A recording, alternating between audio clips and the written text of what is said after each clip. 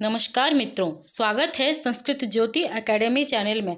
आज हम बहुत ही रोचक जानकारी लेकर आपके सामने उपस्थित हुए हैं। उम्मीद है आप सबको पसंद आएगा, तो बने रहिए हमारे साथ। रोचक तथ्यों की जानकारी लीजिए। तो मृच्छकटिक आज का विषय वस्तु है, आपको दिख गया होगा। मृच्छकटिक इसके रचयिता शूद्रक है। संस्कृत साहित्य का प्रकरण ग्रंथ प्रकरण नामक दृश्य काव्य है। रूपक विशेष है ये एक। तो मृच्छकटिक में 10 अंक है। मृच्छकटिक को आज हम पढ़ेंगे नहीं, बल्कि इसके बारे में एक रोचक जानकारी लेने वाले हैं। मृच्छकटिक क्यों प्रकरण है? मृच्छकटिक को नाटक क्यों नहीं कहा जा सकता? मृच्छकटिक को भाण क्यों नहीं कहा जा सकता? मृच्छकटिक को व्यायोग क्यों नहीं कहा जा सकता? समवकार क्यों नहीं कहा जा सकता? बल्कि ये प्रकरण ही क्यों है, ये जानेंगे। प्रकरण क्यों है तो आप लोग कहेंगे क्योंकि इसमें प्रकरण के सारे लक्षण घटित हो रहे हैं। कैसे घटित हो रहे हैं वो आज हम इस वीडियो में जानेंगे। मुख्यतः साहित्य दर्पण एक जो प्रसिद्ध ग्रंथ है विश्वनाथ कविराज के द्वारा रचित, उसमें जो बताई गई है लक्षण, उसी लक्षण के अनुसार हम यहाँ मृच्छकटिक को प्रकरण है बोल के ऐसा प्रमाण करेंगे। यानी कि साहित्य दर्पण के सारे लक्षण कैसे इसमें घटित हो रहे हैं वो हम बताएंगे, और साहित्य दर्पण के उस प्रकरण के लक्षण को भी हम आपको अच्छी तरह से व्याख्या करके यहाँ समझाएंगे। तो वीडियो काफ़ी रोचक होने वाली है, आप हमारे साथ जुड़े रहिएगा अंत तक मित्रों। और अगर वीडियो आपको लगे कि इस अन्य लोगों के काम आ सकती है तो ज़रूर इसे ज़्यादा से ज़्यादा शेयर कीजिएगा। तो मृच्छकटिक में हम आज जानेंगे कि साहित्य दर्पण के अनुसार ये कैसे एक प्रकरण की कोटि में आता है और इसमें किन किन नियमों का उल्लंघन किया गया है। इसमें कुछ नियमों का उल्लंघन भी किया गया है। प्रकरण की जो नियमें हैं, प्रकरण के लक्षण में जो नियमें बताई गई है, जो शर्तें बताई गई है, उसका उल्लंघन किया गया है, उनके बारे में भी हम आज विचार करेंगे। यहाँ पे थोड़ा सा विचार करेंगे, परंतु हमारा मुख्य उद्देश्य है कि साहित्य दर्पण के अनुसार मृच्छकटिक कैसे एक प्रकरण रूप में साबित होता है वो हम आज यहाँ बताने वाले हैं। तो जुड़े रहिएगा अंत तक। और जो भी इस वीडियो को देख रहे हैं उन्हें मैं सबसे पहले धन्यवाद कहना चाहूँगी, और ज़्यादा से ज़्यादा जुड़ें हमारे साथ। आगे ऐसे ही और भी रोचक वीडियो जरूर आएंगे। तो चलिए शुरू करते हैं। तो चलिए मित्रों, बिना देर किए शुरू करते हैं। प्रकरण का लक्षण और मृच्छकटिक में इनकी समन्वय। यह प्रकरण का लक्षण साहित्य दर्पण के अनुसार है, ध्यान रहे। प्रथमतः मृच्छकटिक प्रकरण के बारे में कुछ जानने से पहले इसके बारे में हम जो सामान्य जानकारी है वो जान लेते हैं। रूपक के 10 भेद हैं। संस्कृत साहित्य में रूपक के 10 भेद हैं। रूपक के 10 प्रकार होते हैं। इनमें रस भाव आदि का आश्रय इन्हें कहा जाता है। रस भाव आदि का आश्रय रूपक माने जाते हैं। तो रूपकों के 10 भेदों का नामोल्लेख कुछ ऐसे प्राप्त होता है। नाटकम अथ प्रकरणम भाण व्ययग समवकार डिमाः इह मृगांक विथय प्रहसनमिति रूपकाणि 10।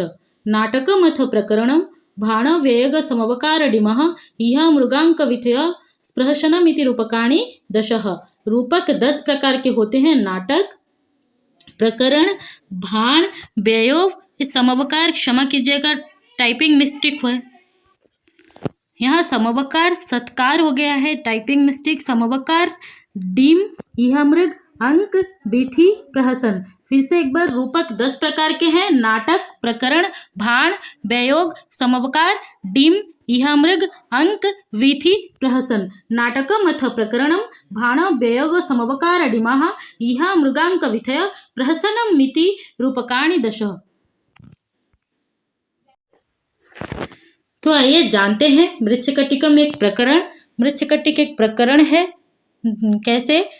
ऊपर कहे जाने वाले जो रूपकों के 10 भेद हैं, उन भेदों में नाटक के बाद आने वाला भेद प्रकरण है।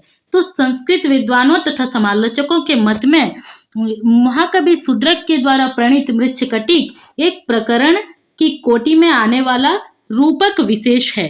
प्रकरण की कोटि में आने वाला रूपक विशेष मृच्छकटिक है। तो साहित्य दर्पण के अनुसार पहले हम प्रकरण का लक्षण जान लेते हैं, फिर मृच्छकटिक कैसे प्रकरण है यह जानेंगे। साहित्य दर्पण के अनुसार प्रकरण का लक्षण। आचार्य विश्वनाथ कृत साहित्य दर्पण में प्रकरण के लक्षण इस प्रकार कहे गए हैं। वो साहित्य दर्पण के 6ठे परिच्छेद में नाट्यशास्त्र से संबंध विषयों का आलोचना किया गया है।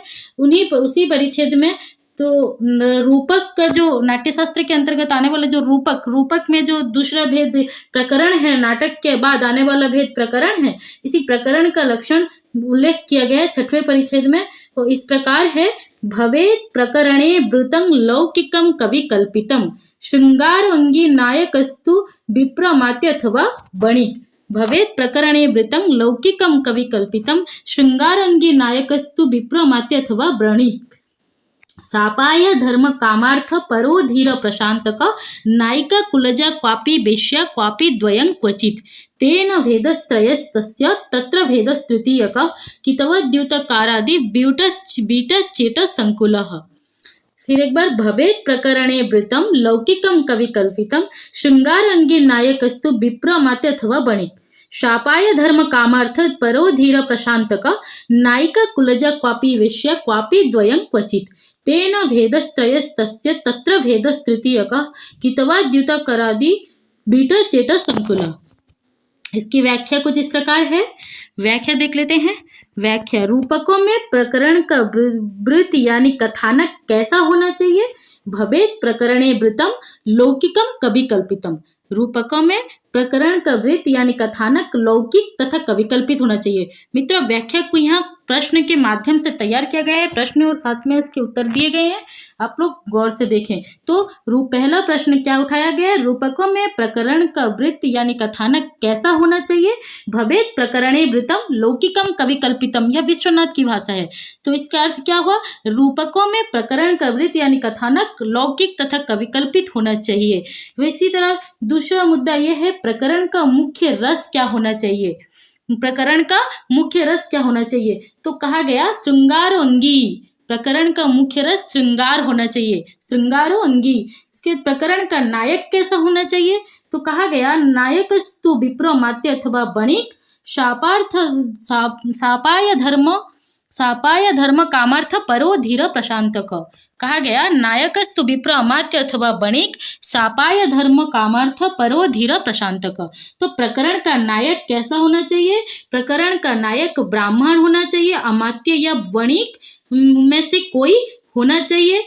यह नायक धीर प्रशांत कोटि में होता है। तो नायक के 4 प्रकार होते हैं, धीरोदात्त, धीरोद्धत, धीर ललित, धीर प्रशांत। तो प्रकरण का नायक धीर प्रशांत होना चाहिए।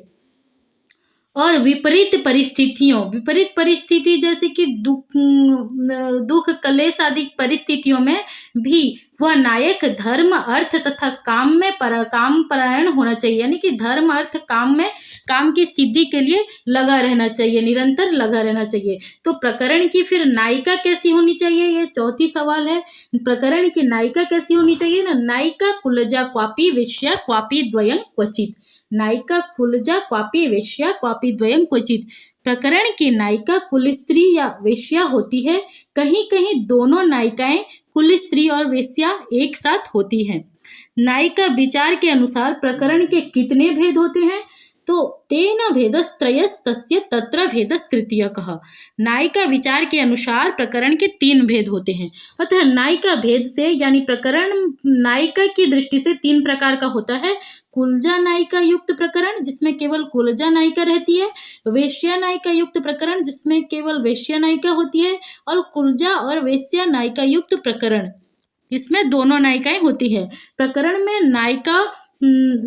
में नायक नायिका के अलावा और किन पात्रों का समावेश होता है? तो कहा गया इस लक्षण में साहित्य दर्पणकार ने कहा कितवा द्युतकारादि बीट चेट संकुलः।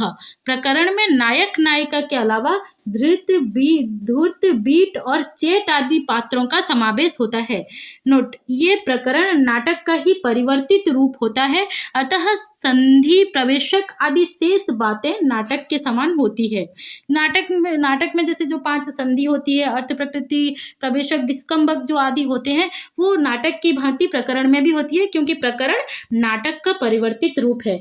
और इसमें 5 से 10 अंक होते हैं। नाटक में भी 5 से 10 अंक होते हैं और इसमें भी 5 से 10 अंक होते हैं। संस्कृत साहित्य में भवभूतिकृत मालती माधव तथा शूद्रक का मृच्छकटिक इसके प्रमुख उदाहरण हैं। तो आज हम भवभूति के मालती माधव तो नहीं बल्कि शूद्रक का मृच्छकटिक के बारे में चर्चा कर रहे हैं, लेकिन भवभूति का मालती माधव भी एक प्रकरण का उदाहरण है, ये ध्यान रहे। तो चलिए मित्र समन्वय करेंगे अब। साहित्य दर्पण उक्त प्रकरण के लक्षण का मृच्छकटिक में समन्वय, यानी कि साहित्य दर्पण के जो 6वें परिच्छेद में जो प्रकरण का जो लक्षण दिया गया है वो कैसे मृच्छकटिक में घटित होता है उसको हम एक एक करके देखेंगे। तो सबसे पहले उस प्रकरण में, साहित्य दर्पण के उस प्रकरण में सबसे पहले कहा गया है कि भवेत् प्रकरणे वृत्तम लौकिकम कविकल्पितम। इसमें पहली बात जो कही गई है कि प्रकरण का कथानक कैसा होना चाहिए, तो विश्वनाथ कहते हैं भवेत् प्रकरणे वृत्तम लौकिकम कविकल्पितम। तो मृच्छकटिक भी एक प्रकरण है क्योंकि इसका कथानक लौकिक है तथा इसमें कवि की कल्पना अधिक पाई जाती है। मृच्छकटिक की जो कथानक है यह एक लौकिक कथानक तथा कविकल्पित भी है। तो इस दृष्टि से भवेत् प्रकरणे वृत्तम लौकिकम कविकल्पितम यह उसमें घटित होता है। फिर दूसरी बात है श्रृंगारो अंगी, यानी कि रस कौन सी होनी चाहिए। अंगरस और अंगिरस 2 प्रकार के रस होते हैं रूपकों में। अंगिरस यानी मुख्य रस, अंगरस यानी गौण रस। तो अंगिरस कौन सा होना चाहिए, अंगी यानी मुख्य रस कौन सी होनी चाहिए प्रकरण में, तो श्रृंगारो अंगी कहा गया। श्रृंगारो अंगी मृच्छकटिक प्रकरण में भी मुख्य रस अंगी रस है, श्रृंगार रस है। मुख्य अंगी रस श्रृंगार है। मृच्छकटिक में जो मुख्य रस यानी अंगिरस वह श्रृंगार है तथा करुण, हास्य, विवत्स आदि रस गौण रस के रूप में है। श्रृंगार अंगी इस लक्षण के इस नियम के तहत मृच्छकटिक में श्रृंगार रस ही अंगी रस है। तो दूसरा नियम भी इसमें लागू हो गया। फिर तीसरा मुद्दा यानी तीसरी बात है नायक कैसा होना चाहिए। नायक कैसा होना चाहिए, तो कहा गया नायकस्तु विप्र अमात्य अथवा बणिक शापाय धर्म कामार्थ परो धीर प्रशांतक। क्या कहा गया, नायकस्तु विप्र अमात्य अथवा बणिक शापाय धर्म कामार्थ पर धीर प्रशांतक। तो नायक मृच्छकटिक का कैसा है देख लेते हैं। ये तो विश्वनाथ ने कहा, तो मृच्छकटिक भी एक प्रकरण है। मृच्छकटिक का नायक कैसा है न, मृच्छकटिक प्रकरण का भी नायक जो है चारुदत्त है, वो चारुदत्त एक ब्राह्मण है। तो यहाँ पे कहा गया कि ब्राह्मण होगा या विप्र होगा या अमात्य होगा या वणिक होगा। तो विप्र का अर्थ ब्राह्मण, तो चारुदत्त भी ब्राह्मण है और वह विपरीत परिस्थितियां जैसे अति दरिद्र, चारुदत्त अति दरिद्र है। मृच्छकटिक नाटक का नायक चारुदत्त एक टाइम में तो बहुत बड़ा व्यवसायिक था, लेकिन बाद में वो दरिद्र हो जाता है। तो यानी कि उसके सामने विपरीत परिस्थिति उपस्थित हुई है। वो चारुदत्त नायक विपरीत परिस्थिति जैसे दरिद्र होने पर भी धर्म, अर्थ और काम की सिद्धि में तत्पर होता है। इसीलिए कहा गया सापाय धर्म कामार्थ परो धीर प्रशांतक। तो यह नियम भी इसमें लागू हो गया। फिर और चारुदत्त धीर प्रशांत कोटि का नायक है, तो धीर प्रशांत का नायक होना चाहिए प्रकरण में। तो मृच्छकटिक में यह नियम भी लागू है कि धीर प्रशांतक होना चाहिए। जो प्रकरण के जो तीसरा शर्त था कि नायक कैसा होना चाहिए, तो इस शर्त में नायक को विप्र, अमात्य, वणिक और विपरीत परिस्थिति में धर्म, काम आदि में परायण होने वाला तथा धीर प्रशांत कोटि का होना चाहिए बोल के ऐसा विश्वनाथ कहते हैं। तो विश्वनाथ की इन सभी नियम इस मृच्छकटिक के प्रकरण के नायक चारुदत्त पर लागू होते हैं। फिर देख लेते हैं चौथी बात क्या है ना, नायिका कैसी होनी चाहिए। नायिका कैसी होनी चाहिए, तो कहते हैं नायिका कुलजा क्वापी वेश्या क्वापी द्वयं क्वचित। तो इसके अनुसार क्या मृच्छकटिक में ये घटित होता है, ये भी देख लेते हैं। तो नायिका को विचार को ध्यान में रखते हुए प्रकरण 3 प्रकार का होता है। मृच्छकटिक प्रकरण का तीसरा भेद है, यानी कि कुलजा वेश्या नायिका युक्त प्रकरण है। तीसरा भेद हमने ऊपर देखा है कि नायिका के भेद से 3 प्रकार के प्रकरण हुए, कुलजा नायिका युक्त, वेश्या नायिका युक्त और कुलजा वेश्या नायिका युक्त। तो यहाँ पे हमने देखा कि जो मृच्छकटिक है इसमें 2 नायिकाएं हैं। नायिका विचार को ध्यान में रखते हुए प्रकरण 3 प्रकार का होता है। तो मृच्छकटिक प्रकरण का तीसरा भेद है, यानी इसमें 2 प्रकार की नायिका है, इसलिए इसे कुलजा वेश्या नायिका युक्त प्रकरण कहा जाता है, क्योंकि इसमें 2 नायिकाएं हैं। वेश्या वसंतसेना और कुलजा कुलस्त्री चारुदत्त की धर्मपत्नी है, यानी धूता उसका नाम है। और उसके बाद पांचवा प्रश्न है कि नायक नायिका के अलावा और कौन से पात्र इसमें समाविष्ट होते हैं?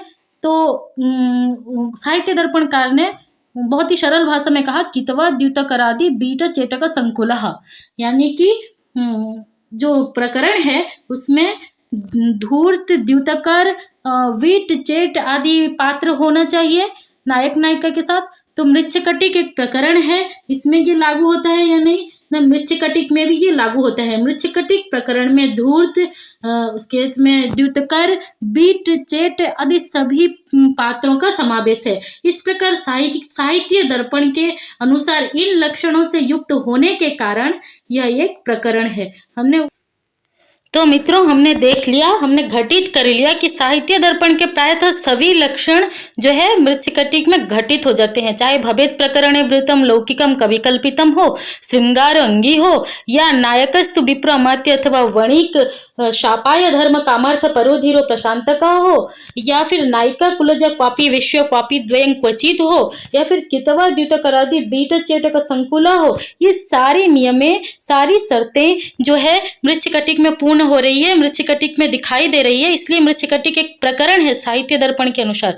परंतु यहाँ ध्यान रखना आवश्यक है कि मृच्छकटिक में सभी लक्षण ग्रंथ में के सभी नियम पूरी तरह लागू नहीं होते हैं। मृच्छकटिक एक प्रकरण ग्रंथ तो है, लेकिन जो साहित्य दर्पण के अलावा अन्य जो लक्षण ग्रंथ है, जैसे कि नाट्यशास्त्र है, दशरूपक है आदि में जो प्रकरण के विषय में जो लक्षण दी गई है, इनमें जो लक्षण की जो शर्तें, जो नियमें बताई गई है लक्षण में प्रकरण के लिए, वो सारे पूरी तरह मृच्छकटिक में घटित नहीं होते हैं। तो कैसे देख लेते हैं? तो उसमें पहली बात यह है कि नाट्यशास्त्र और दशरूपक के अनुसार कुल स्त्री और वेश्या एक साथ रंगमंच पर नहीं आनी चाहिए। नाट्यशास्त्र जो भरत मुनि कृत है, दशरूपक धनंजय कृत है, उनके अनुसार यहाँ पे जो है रंगमंच पर एक साथ कुल स्त्री या वेश्या प्रकरण में नहीं आनी चाहिए, है ना। किंतु इसमें उल्टा दिखाया गया है, परंतु इसमें ऐसा नहीं हुआ है, इस नियम का उल्लंघन किया गया है। दसम अंक में दोनों का आमने सामने से मिलन कराया गया है। दशम अंक में दोनों आमने सामने से एक दूसरे का स्वागत करती हुई मिलती हैं। कौन? कुलजा नायिका धूता जो कि चारुदत्त की धर्मपत्नी है, और वेश्या नायिका वसंत सेना, दोनों का मिलन दशम अंक में दिखाया गया है रंगमंच पर। और उसी यहाँ एक नियम का उल्लंघन हुआ। फिर उसी प्रकार कहा गया है कि सामान्यतया नायक या नायिका के नाम पर ही प्रकरण का नामकरण होना चाहिए। प्रकरण का नामकरण नायक या नायिका के नाम पर होना चाहिए, जैसे कि भवभूति का मालती माधव है। किंतु मृच्छकटिक में इस नियम का भी उल्लंघन किया गया है। मृच्छकटिक के मामले में बिल्कुल भी ऐसा नहीं है, क्योंकि मृच्छकटिक में ऐसा नहीं है। यहाँ षष्ठ अंक की एक घटना को महत्व दिया गया है। षष्ठ अंक की एक घटना को महत्व दिया गया है। उसी प्रकार तीसरे प्रकार का एक उल्लंघन इसी प्रकार हम यहाँ पे उल्लेख किए हैं कि प्रकरण के प्रत्येक अंक में नायक की उपस्थिति होनी चाहिए। ऐसा नियम प्राप्त है कि प्रकरण के प्रत्येक अंक में, प्रकरण के लक्षण में कहा गया है कि प्रकरण के प्रत्येक अंकों में नायक की उपस्थिति होनी चाहिए, परंतु यहाँ मृच्छकटिक के मामले में ये भी पूर्ण नहीं होता है। इसमें प्रत्येक अंक में नायक चारुदत्त की उपस्थिति नहीं है। अतः इन सारे नियमों का उल्लंघन मृच्छकटिक में प्राप्त होता है। ऐसी अनियमितता मृच्छकटिक में दिखाई देती है। यूँ कहें कि ये सारी शर्तें जो है मृच्छकटिक में पूर्ण नहीं हुए हैं, तो ऐसे ही कुछ भी अनियमितताएं हैं, और ऐसे और भी अनियमितताएं निकलेंगे मृच्छकटिक में, परंतु फिर भी विद्वानों के द्वारा इस मृच्छकटिक को, इस सुदृढ़ की कृति को, इस 10 अंक वाले रूपक को एक अच्छी प्रकरण की कोटि में रखी गई है। ये एक प्रसिद्ध प्रकरण है और प्रसिद्ध प्रकरण के रूप में हर जगह पढ़ी भी जाती है। हर परीक्षा की सिलेबस में इसे रखा गया है। मैंने तो यह भी देखा है कि दूसरी साहित्य, जैसे कि अंग्रेजी साहित्यों में भी कई जगह मैंने देखा है कि यह इसकी कुछ अंग्रेजी अनुवाद के रूप में कुछ अंकों को भी पढ़ा गया है। तो ये एक महत्वपूर्ण प्रकरण है। तो आज हम इसमें जाने कि मृच्छकटिक का, इस वीडियो में क्या जाने कि मृच्छकटिक के एक प्रकरण कैसे है, कैसे साहित्य दर्पण के सारे लक्षण इसमें घटित हो जाते हैं, परंतु कुछ अन्य ग्रंथों के लक्षण इसमें घटित नहीं होते हैं, कुछ कुछ मात्रा में घटित होते हैं, फिर भी यह एक प्रसिद्ध प्रकरण ग्रंथ है, इसमें कोई अत्युक्ति नहीं है।